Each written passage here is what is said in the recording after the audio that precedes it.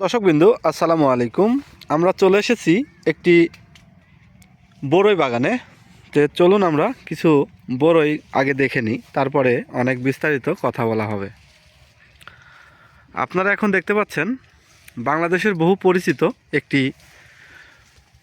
বড়ই, যা বাংলাদেশে থাই আপেল নামে পরিচিত। তো আপনারা দেখতে পাচ্ছেন এই নতুন একটি পদ্ধতিতে আজকে বেশ প্রায় 2 বছর যাবত আমরা কখনোই এর আগে এভাবে দেখি নাই যে বড়ই গাছে পলিথিন দিয়ে বা পিপি দিয়ে মোড়ানো হয়। এবারই প্রথম আমরা একটি বাগানে এসেছি, আর সেই বাগানেই আমরা এই পিপি পরানো দেখতে পাচ্ছি। তো আমরা এখন কৃষক ভাইয়ের কাছে তার এই পিপি পরানোর মূল কারণটা কি সেটা জেনে আসি।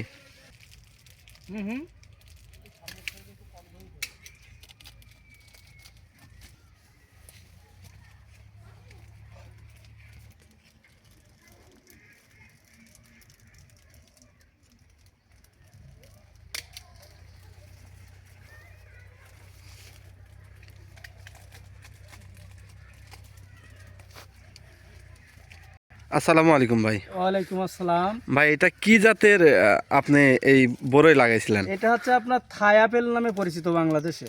আচ্ছা। আপনার কালার দেখেছেন, কালার আপনার আপেলের মতনই কালার।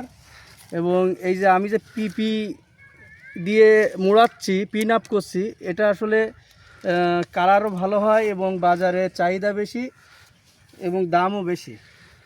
ঠিক আছে। আচ্ছা, এটা কি এবার আপনার প্রথম?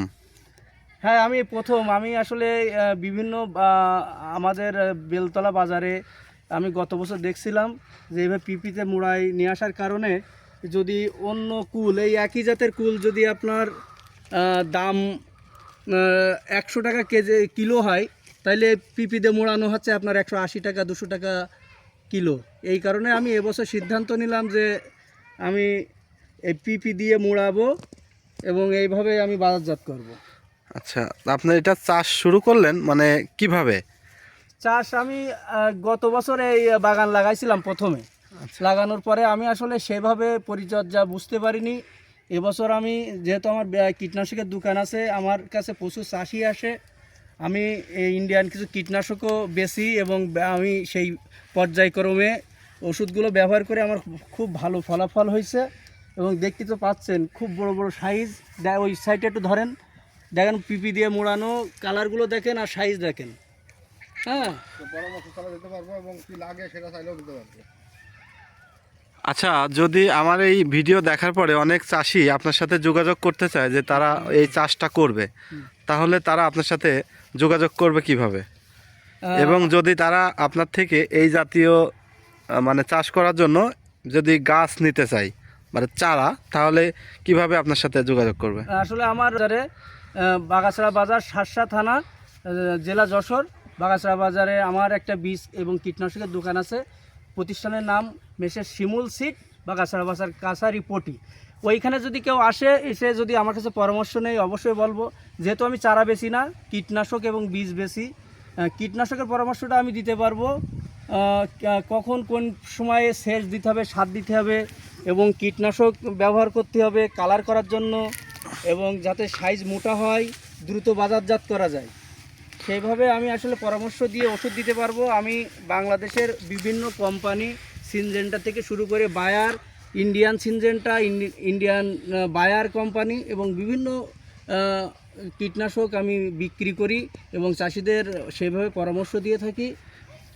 আসলে তারা খুব ভালো ফলাফল পাচ্ছে, সাড়া পাচ্ছি এবং আমি নিজেও ব্যবহার করেছি। ব্যবহার করে আমি দেখতে তো পাচ্ছেন আসলে কুলের সাইজ, কালার, আমি আসলে সন্তুষ্ট আর কি। হ্যাঁ, আপনি এখানে কি পরিমাণ ইনভেস্ট করছেন? এটা আসলে 1.5 বিঘা জমি। এখানে ইনভেস্ট বলতে কি, প্রথম বছর একটু খরচ বেশি হয়, তারপরে আসলে খরচ তো আছে, সার আছে, সেচ আছে, কীটনাশক আছে, মোটামুটি খরচ তো অবশ্যই হয়েছে। সেটা অ্যাকুরেট আমার হিসাব করা নেই, কিন্তু মোটামুটি খরচ হয় আর কি। এই যে আজকে যে আপনি যে পিপি পরাচ্ছেন, তো এটাও তো আপনার খরচের একটি অংশ। না, অবশ্যই অবশ্যই।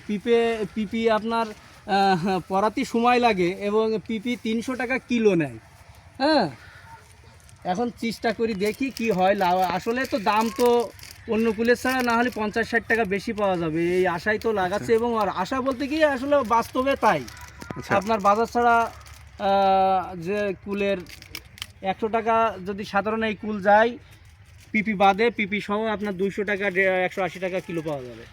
তো আলহামদুলিল্লাহ, এবার কি আপনার যেহেতু প্রথম, তাহলে এবার কি আপনি হিসাব করে রাখলে আপনি সামনের বছর বুঝতে পারবেন যে আপনার পিপি পরানো এবং সব কিছু মিলাই আপনার লাভ্য অংশটা কেমন আসবে। অবশ্যই অবশ্যই। তো ধন্যবাদ ভাইজান, আসসালামু আপনাকেও আলাইকুম। ধন্যবাদ। এবং আমার নাম্বারটা আপনি অ্যাড করে দেবেন যদি কোনো চাষি ভাই আমার সাথে যোগাযোগ করতে চায়। অবশ্যই শিমুল সিড, বাগাছড়া বাজার, বীজ এবং কীটনাশক সহ আপনার বিভিন্ন ধরনের কীটনাশক দেশি বিদেশি পাওয়া যায়। আসবেন। আসসালামু আলাইকুম। ওয়ালাইকুম আসসালাম।